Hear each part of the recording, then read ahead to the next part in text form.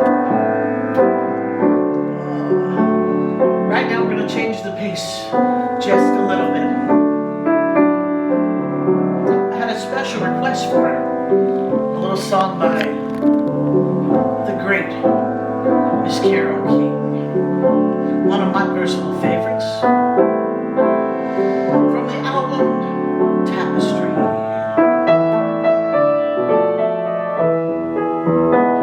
Oh, who could this be? Is that you? That's me. Wow. That's me. Memorial Day weekend, 1978, the Rendezvous Lounge. Yeah, go ahead. This was a high roller party for, as I mentioned, Neil Sedaka. And I suppose what was exciting with this is, I was hired to, entertain for the event that was taking place. And as the guest of honor, when he arrived, changed right over to a medley of his songs. And I look back as if it were yesterday. He looked over at me, and I was just doing a single, and he looked over at me, and as he was shaking hands and greeting everybody at this high roller event, he looked over, heard me playing Calendar Girl, all a medley of all his songs, Calendar Girl, Breaking Up His Heart to Do, Laughter in the Rain, etc.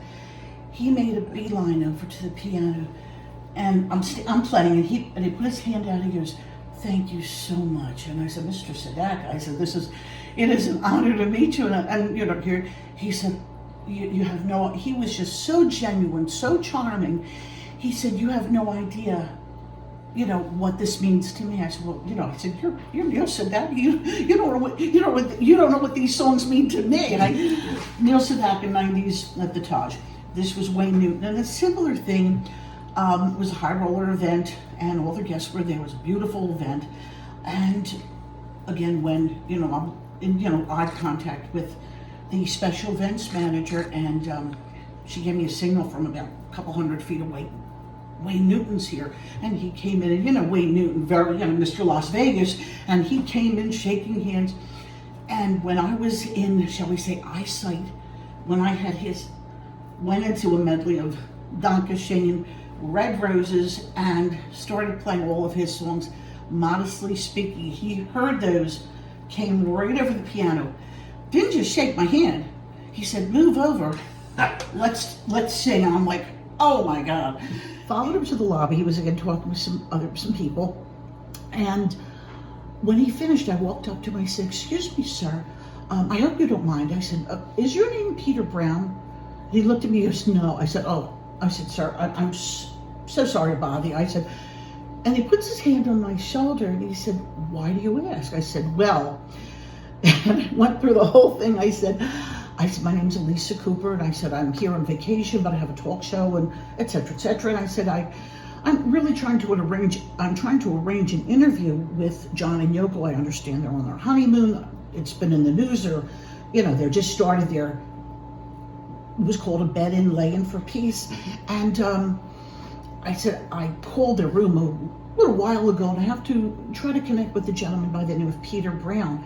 And I said, "I just saw you in the restaurant lounge area." And I said, "I just had a feeling that you." He said, "No, I'm not Peter Brown." I said, "Again, very, very sorry to bother you." And he looks at me, he goes, "My name is Hans Boscom." He goes, "I'm John's personal manager." Anyway, fast forward to the next day. I was there, and it was wonderful. And what turned out to be, what was supposed to be a 10-minute interview, turned out to actually close to an hour, to hear my voice with John and Yoko, and John's talking about, and I had my question. I did have my questions prepared, but I had asked him about, would they be going on tour? Were they going to be doing any more albums?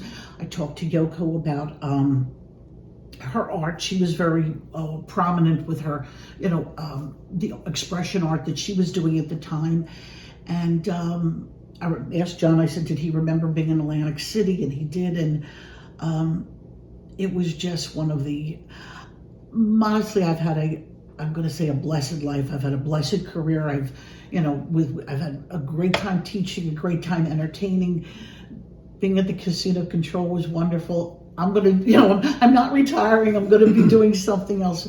And I've had some wonderful experiences with entertainers and celebrities and whatnot.